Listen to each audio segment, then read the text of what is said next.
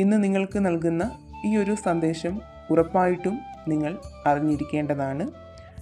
ഭഗവാൻ നിങ്ങളോട് പറയാൻ ആഗ്രഹിക്കുന്ന ഒരു കാര്യമായിട്ട് ഇവിടെ മനസ്സിലാവുന്നത്, ഈ ഒരു സമയം പോലും നിങ്ങളെക്കുറിച്ച് ആരോ ഒരാൾ ചിന്തിക്കുന്നുണ്ട് എന്നുള്ളതാണ്. അത് സ്ത്രീയാവാം അല്ലെങ്കിൽ പുരുഷനാവാം. അത് ആര് തന്നെ ആയാലും നിങ്ങൾക്ക് അനുകൂലമായിട്ടാണ് അവർ നിൽക്കുന്നത്. നിങ്ങൾക്കൊരിക്കലും ഒരു മോശം വരണമെന്ന് ആ വ്യക്തി ആഗ്രഹിക്കുന്നില്ല. ഈ വ്യക്തി ഇന്ന് നിങ്ങളെ ഒരുപാട് സ്നേഹിക്കുന്നുണ്ട്, നിങ്ങൾക്ക് വേണ്ടി പ്രാർത്ഥിക്കുന്നുണ്ട്. നിങ്ങൾ അവരുടെ ജീവിതത്തിലേക്ക് വന്നു ചേരണമെന്ന് ഈ വ്യക്തി അതിയായി ആഗ്രഹിക്കുന്നുണ്ടെന്നും ഇവിടെ മനസ്സിലാക്കാൻ കഴിയുന്നുണ്ട്.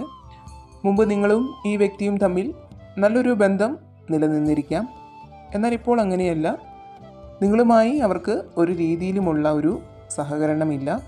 അതിനാൽ തന്നെ ഈ വ്യക്തിയുടെ ഉള്ളിൽ ഇപ്പോൾ നിങ്ങളെ കാണണമെന്നും നിങ്ങളോട് സംസാരിക്കണമെന്നും നിങ്ങളുമായി വീണ്ടും ഒരു ബന്ധം നിലനിർത്തണമെന്നും ഒക്കെയുള്ള ഒരു ആഗ്രഹം ഉള്ളതായിട്ടാണ് ഇവിടെ മനസ്സിലാവുന്നത്.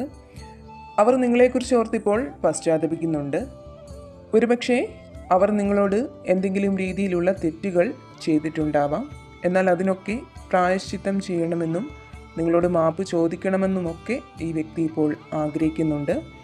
ഒരുപക്ഷെ നിങ്ങളും ആരോ ഒരാൾ നിങ്ങളുടെ ജീവിതത്തിലേക്ക് വീണ്ടും വരണമെന്ന് ആഗ്രഹിക്കുന്നുണ്ടാവാം. അവരെക്കുറിച്ച് ചിന്തിക്കുമ്പോൾ വലിയൊരു നഷ്ടം നിങ്ങളുടെ ഉള്ളിൽ ഉണ്ടാവുന്നുണ്ടാവാം.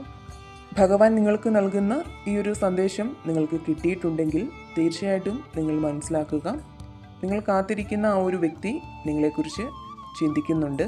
അതുകൊണ്ട് തന്നെയാണ് ഈ ഒരു സന്ദേശം നിങ്ങൾക്ക് കിട്ടിയതും.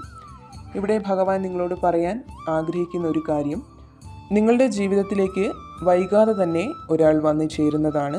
അത് നിങ്ങളുമായിട്ട് മുൻപ് അടുപ്പമുണ്ടായിരുന്ന ഒരാൾ തന്നെയാണ്.